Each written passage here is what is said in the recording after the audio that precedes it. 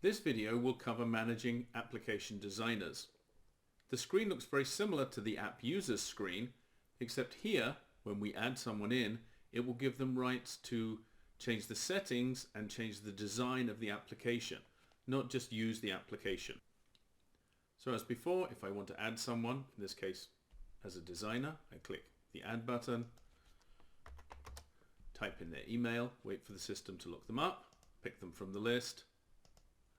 If I type in an optional email message here, that text will be sent in an email along with a link to the designated user, letting them know that they have now been made a designer of this application.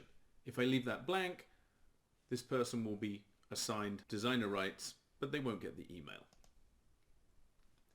Once I have them in the list, if I check them, I can come up here and I can delete them as a designer.